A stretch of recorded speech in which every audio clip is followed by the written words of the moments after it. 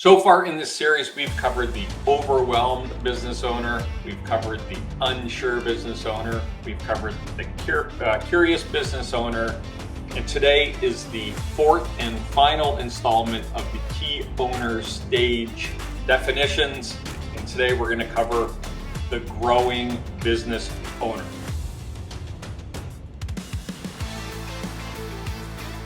Welcome to the fourth and final installment of the key owner stages, the KeyHire growth stages that we see all small business owners go through.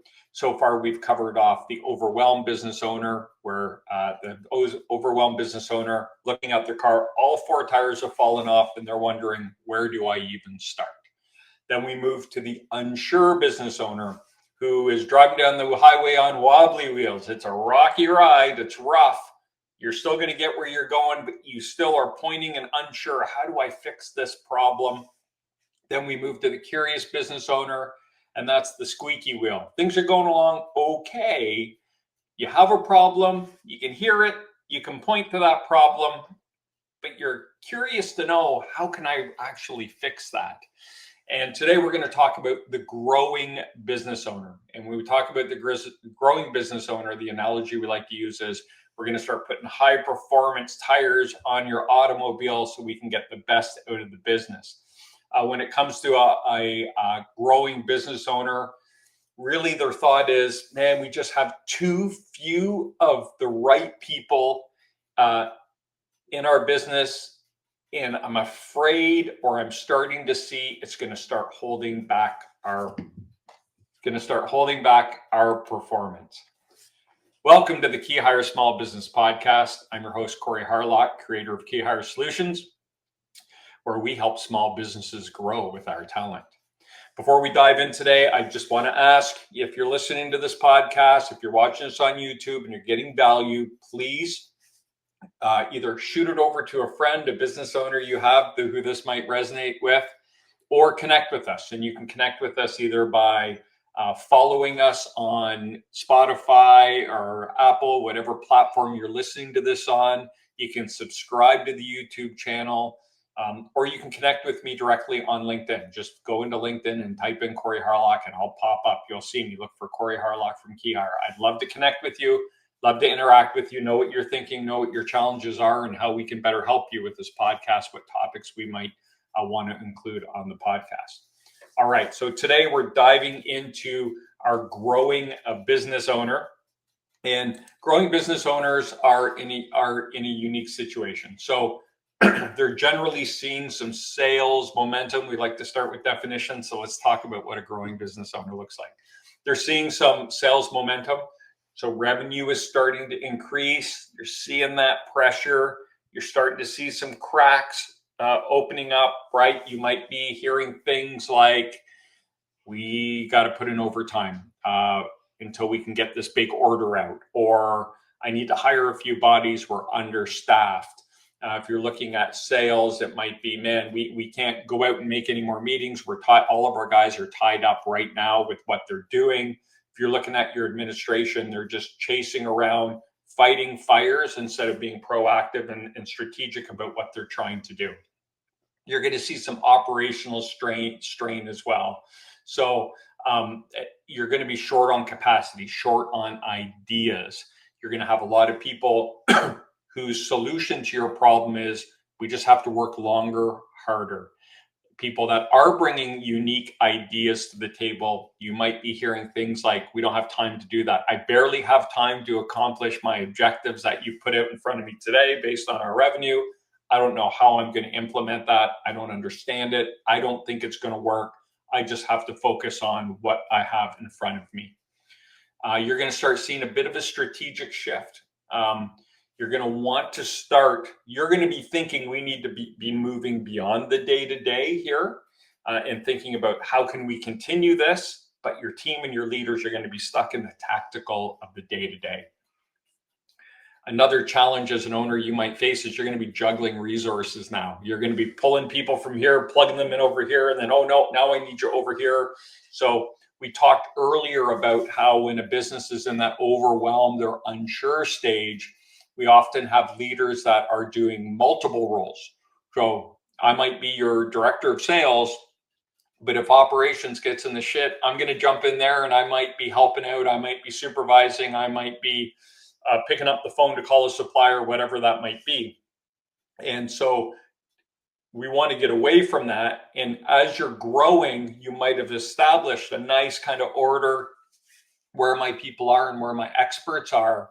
But you as a leader now might be plugging and playing with some of these people to reach the objectives, to hit those sales goals you have in front of you, to deliver on those orders or get people into the field to execute on the services that you've sold.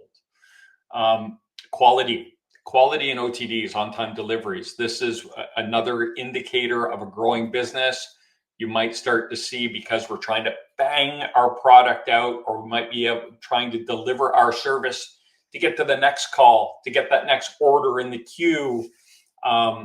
Things might be rolling off your line, or in the field, you might be getting calls from your client saying, hey, your person was just here, they forgot to do something, or it's still not working, or I don't think it was done right, or they're rolling off your line and you're looking at them thinking, that's not the standard I want to see rolling out of my operation. So you might see your qualities start slipping, just slipping, right? These are all just indicators. We're not at DEFCON 5 here. We have not hit the red zone. These are just kind of indicators you'd be looking for.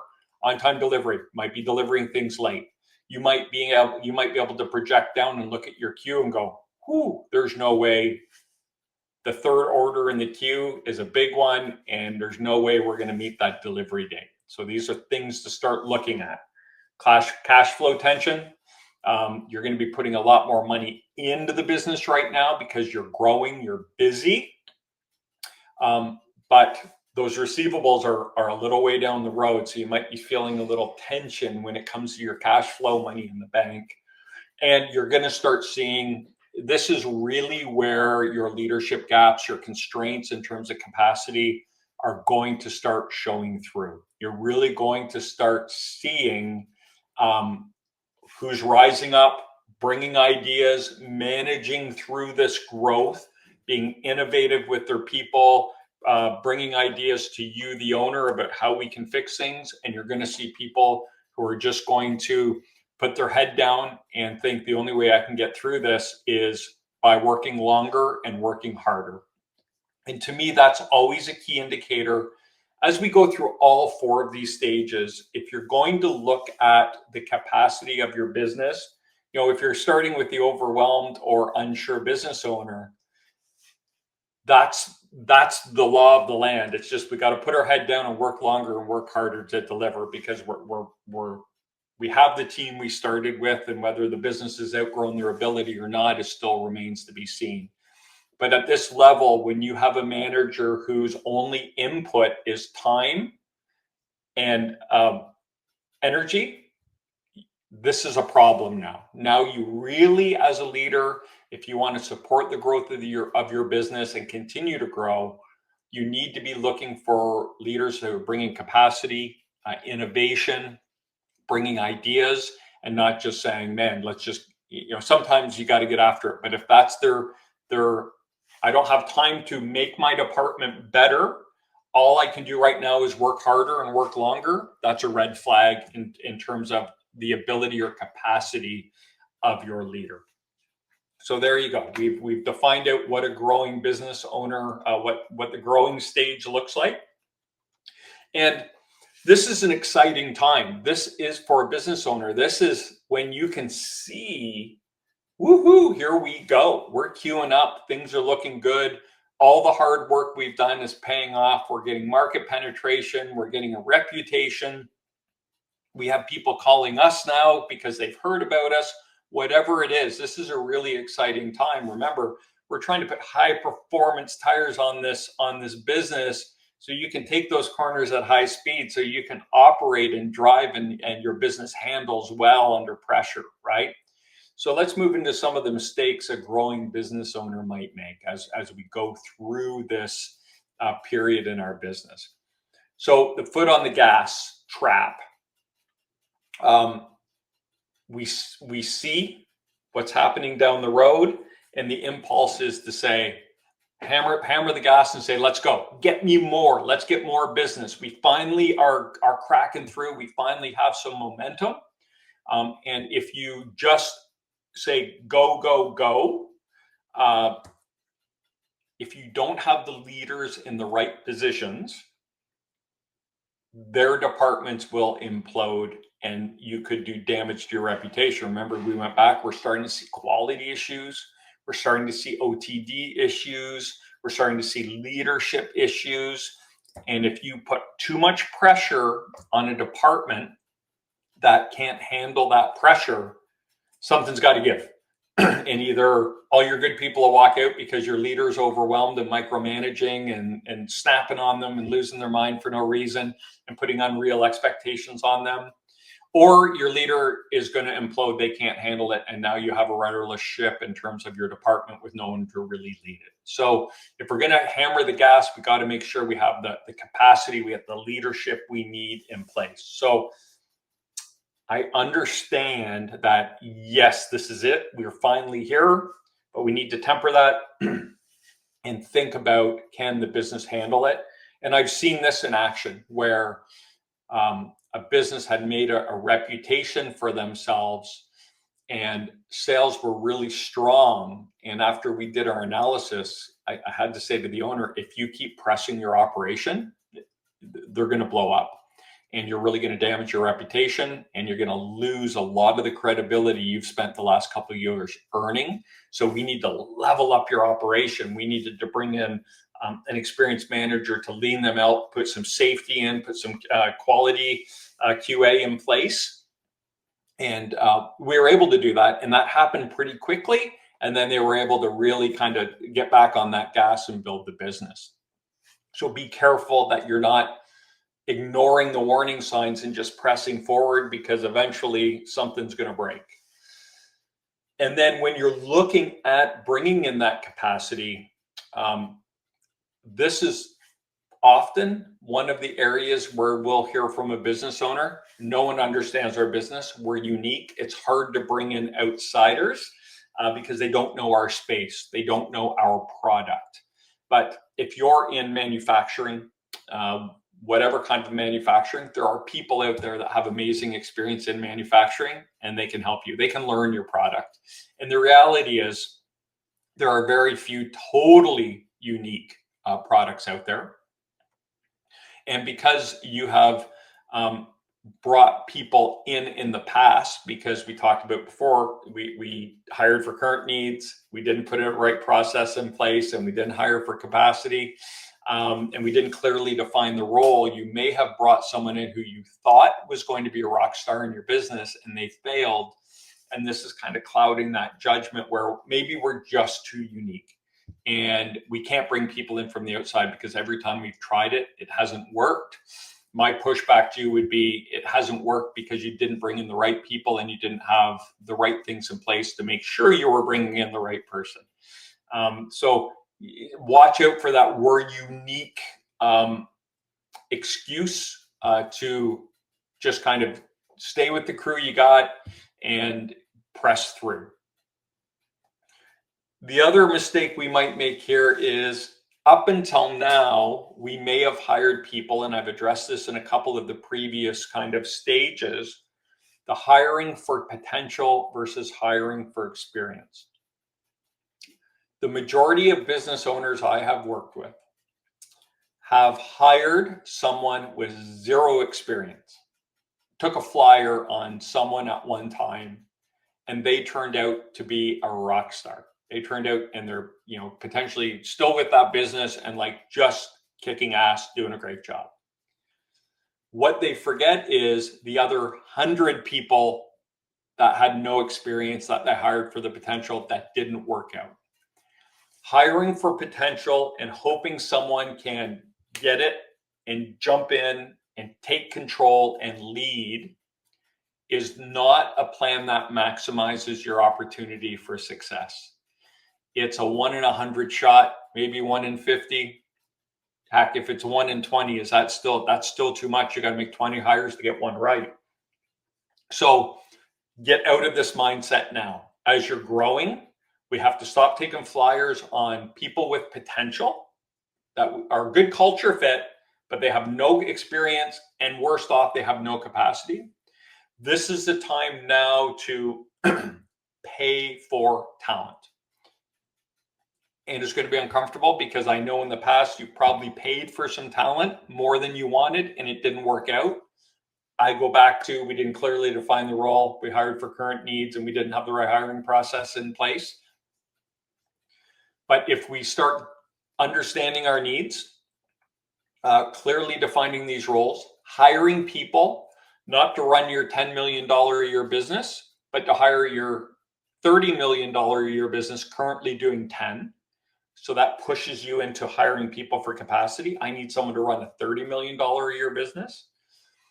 And then getting comfortable with paying for that talent because we know we've clearly defined the role. We're hiring for future needs and current needs, and we're going to have an amazing hiring process in place to maximize the probability of getting that right.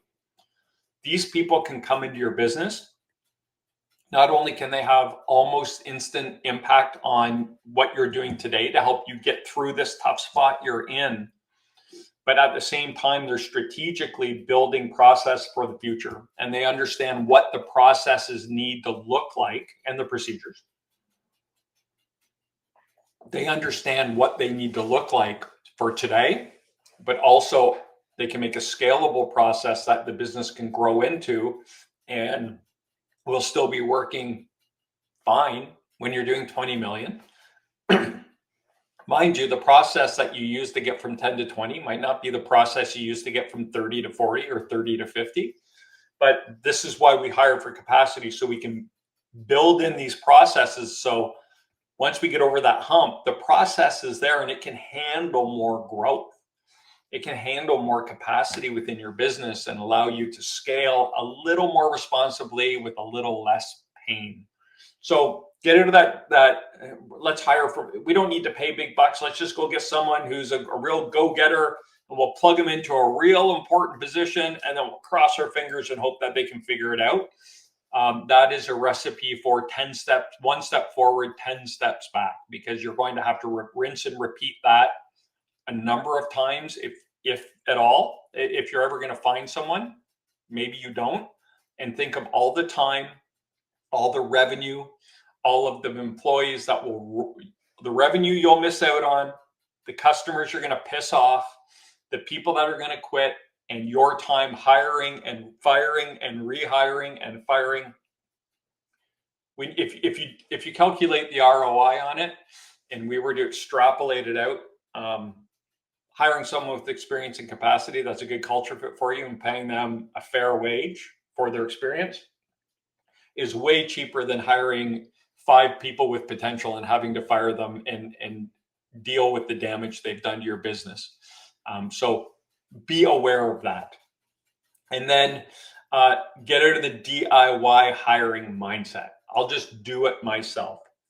As a business owner, you need to be focused on what's going on in your business and making sure you have the right people to run the key elements of your business. But you got to be visionary. You have to be thinking forward. What's coming next? What's coming around the next corner? What is the economy looking like? What machinery is at risk here? We got some old machinery. We got a piece of machinery that's broken down twice in the last 4 months, and that costs us a bit of money. Maybe I need to put a plan in place. Maybe I need to be looking at technology. Maybe I need to be looking at an acquisition. Maybe I need to be looking at the market. It could be a lot of things, but as an owner, as you're growing, you don't want to stay in the business because you're going to miss some opportunities as you're building that momentum. We need to get you out on top of the business, working on the business, not in the business. Cliche, I know, but no, we really need you to start thinking strategically about your business. And the only way we can get you the time to do that is by putting competent, experienced people with capacity in key roles so they can make sure the business is running the way it needs to. Of course, you got to manage those people and check in. You don't just hand over the keys to the car and walk out of the building. So you're going to need some hiring help. as a business owner, whether you hire someone internally to do that, whether you use someone like KeyHire, whether you go out and hire an agency and spend all that money, whatever it is, you need to be looking outside of you, the business owner, for hiring help to make sure you're getting that expertise, that outside set of eyes on your business to kind of help you along the way to make sure we're getting the right people.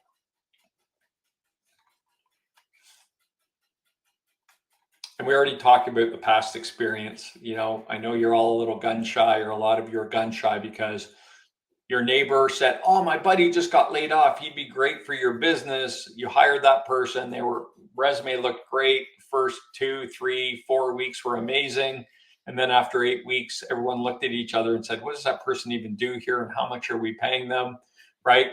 I go back to, if you're not clearly defining the role, you're not hiring for capacity, and you're not putting a killer, efficient, and exhaustive hiring plan in place, you're going to make mistakes. And my job is to help you minimize the mistakes and maximize the probability of success. So, of course, you've made mistakes in the past. We've all been bit in the ass with a bad hire. I get it, but you can't be stuck on that. We can't use that as an excuse anymore. We're a growing company. We have resources.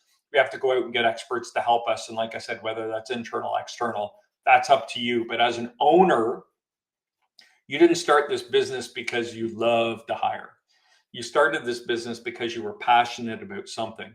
No one starts a business and says, "I'm starting a business because I love signing people up for benefits. I love shopping benefit plans. I love researching 401ks. I love hiring. I love firing." No one starts a business for that unless you're doing a consultancy or hiring a business that does that stuff. So no one expects you to be an expert. You're an expert in your business and what you do, but we all need help in hiring. Talent acquisition and hiring is a super specialized field, and everyone thinks they're good at it. I always use this analogy. I probably hit more than 10,000 golf balls in my life. It doesn't mean because I've hit 10,000 golf balls, I can go be a golf pro and show people how to hit golf balls. What it means is I've hit 10,000 golf balls wrong, and I'm still working on how to hit one straight. Just because you've hired a bunch of people over the last 2, 5, 10 years doesn't mean you're an expert at hiring. It means you've done a lot of hiring, but the real truth is most of it has probably not been as effective as it should have been. And you need to get someone just to tune you up a bit and make sure we're going in the right direction. All right, enough of the mistakes that you might make. Let's go into some advice now. As a growing business owner, what can you do, or what should you be thinking about?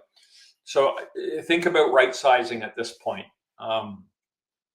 When you're busy, it's not the time to squirrel away as much money as you can. I get it. You have bills, you have debt, all that good stuff. But now it's time to invest in the business as well. Invest in professionals, as we call them.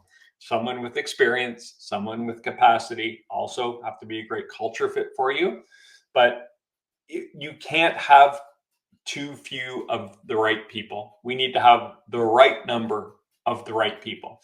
So this is really an opportunity to look at your leadership team. When your company's being stressed because you're growing, everyone can look good when it's slow. Everyone can do their job when it's slow.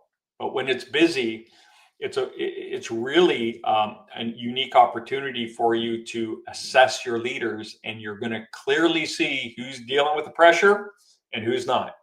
And you have to be honest about this, and you have to be unbiased about it. So now is the time to potentially strategically upgrade some talent constraints within your business, some weak areas. And we can walk you through how to do that. It's also a time to look at creating your org chart for the future, right? Or a comprehensive talent acquisition roadmap. It's a fancy term, but what I would like you to do is say, okay, and I'm just going to use the number $10 million. We're doing $10 million today, and here's what our organization looks like, and here are the pressures we're facing. So if I were to do $30 million, what would my organization need to look like? So 10 and 30. And those are going to be two very different looking organizations. But also then what I want you to think about is what are the iterative changes we need to make from 10 to 30?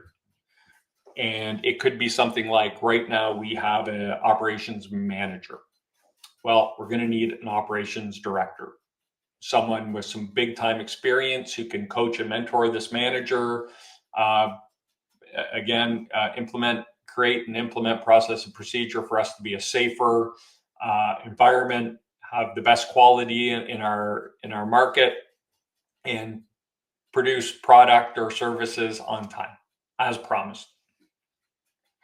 So that might be one of the changes. You might need to build a sales team. You might need to build a quality department. You might need to have an inventory department, whatever it is, a training department. There could be many things, but it's always nice to build that out so you're not just flying blind and reacting to demand.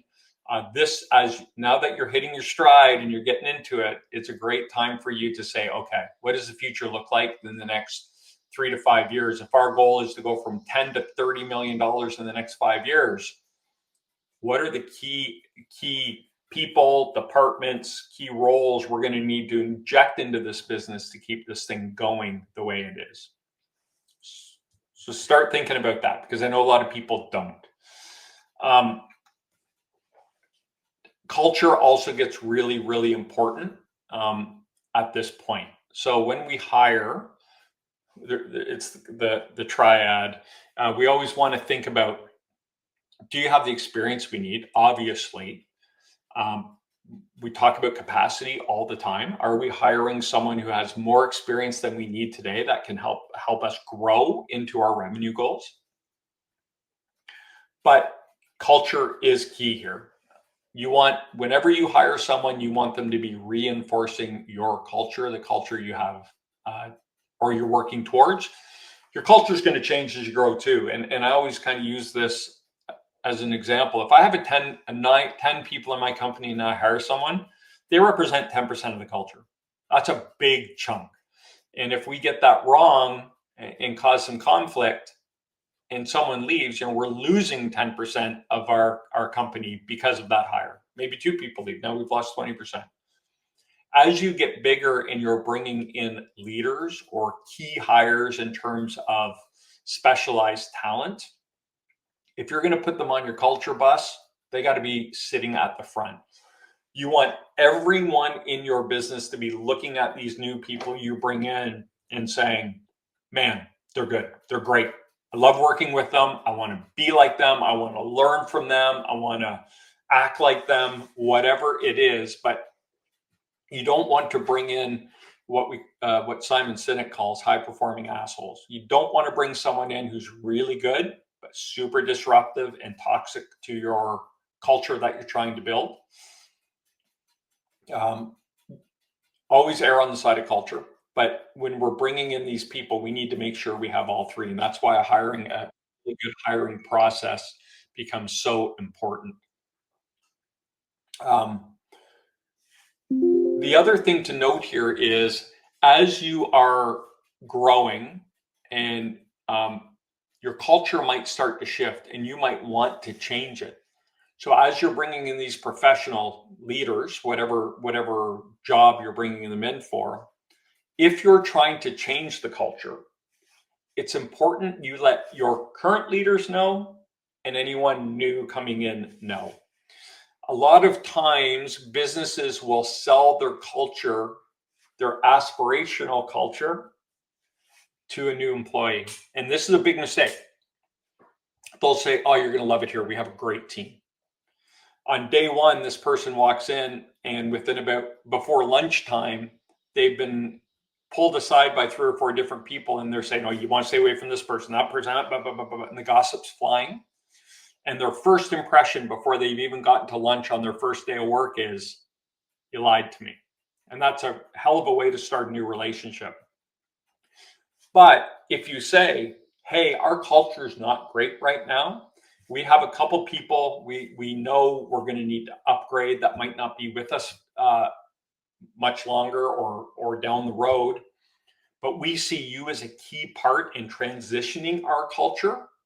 That's a very different conversation and a very different mindset. So then when people come in and that happens, people start getting in their ear, they go, this is what they're talking about. I can understand why they want to change culture. I'm happy to help you with that. Now they don't feel lied to. They feel empowered because you were totally honest with them. And that speaks volumes in terms of how they're going to view you and say, I can expect them to be honest and straightforward with me. So there's just a little piece on culture for you. Now is the time also, while you're creating this org chart, this kind of iterative or progressive org chart, to start clearly defining roles.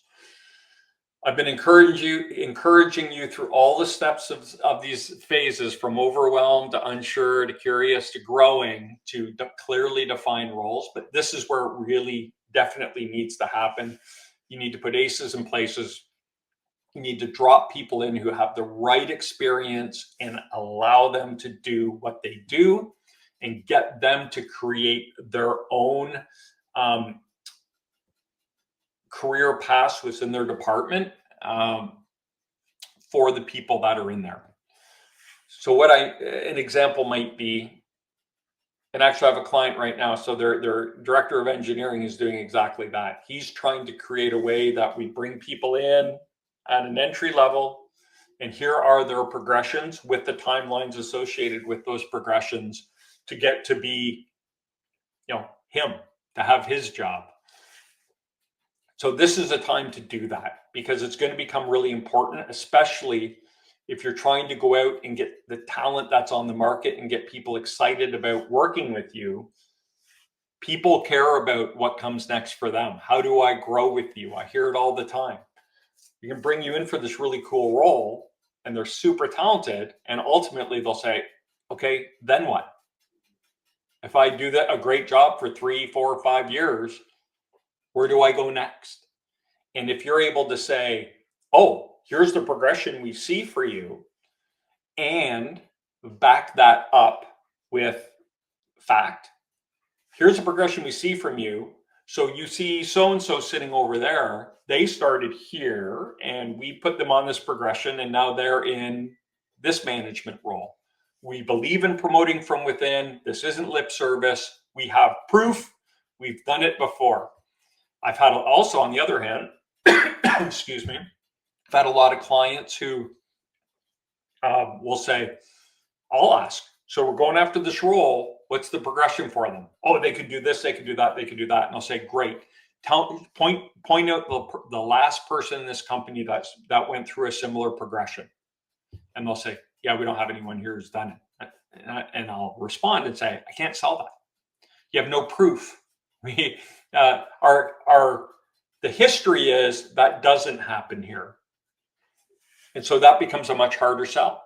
And that's where we need to put things on paper, especially in an offer, to say, here's what we have planned for you. We're going to sign it. We're going to document this because we want this to happen. Not saying you can't change that. And I want you to change that, because we should be putting people on plans and promoting them from within. But if you have a history of not delivering on that, now is the time to start creating those path lines, those career paths. And as you bring people in, committing to them that you will follow it. And it's going to have to be pretty detailed. You accomplish X, here's what happens. You accomplish Y, here's the next move. So you're going to have to overcome kind of that history of not promoting people.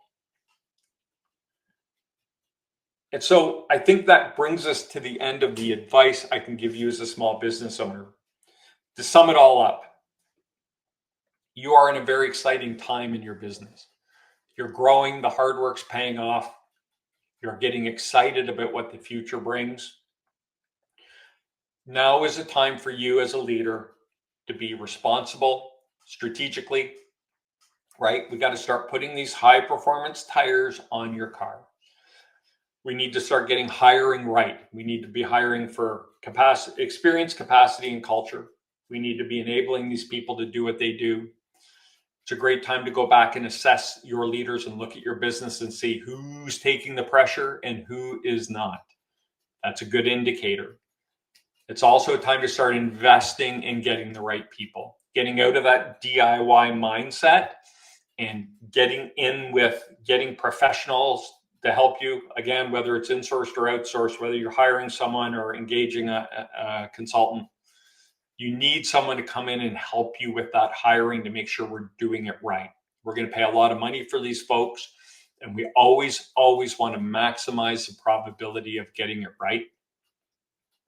And then you also probably want to engage someone to help you start getting all your stuff in order. So creating your org charts, creating these career paths, creating job descriptions if you don't have them. I'm sure many of you do. Building these career paths, and as we hire, what are those progressions look like, and how can we make someone who's going to join our company feel confident we can deliver on that.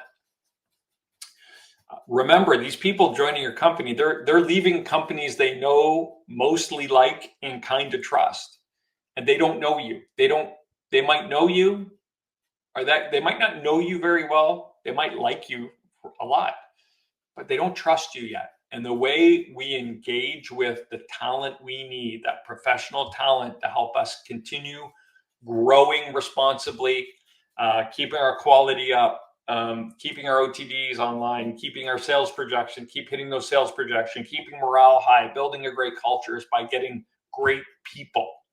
People are the key to that. And we need to build trust with them. And the way we do that is by treating them with respect, delivering on what we say, and building the right culture, and proving to them we have the culture we have. So I hope that helps you out. If you're kind of in that feel like you're in that growing phase right now, I hope that is some information you can use to get prepared to continue your growth and continue your success. I'd like to thank you for tuning into the KeyHire Small Business Podcast. If you got value out of today's episode, help us out. Share it with a friend, share it with 10 friends. Like or follow or subscribe on whatever platform you're listening on. So if you're on YouTube, be a subscriber. If you're listening on Apple or Spotify, hit the follow. Help us spread the word. We would appreciate it. We want to interact with our community. We want to hear from you. So let us know if there's any topics out there you'd like us to cover. But in the interim, while I wait to hear from you, I'd like to thank you for listening. I'm Corey Harlock, and until next time, stop grinding, start growing.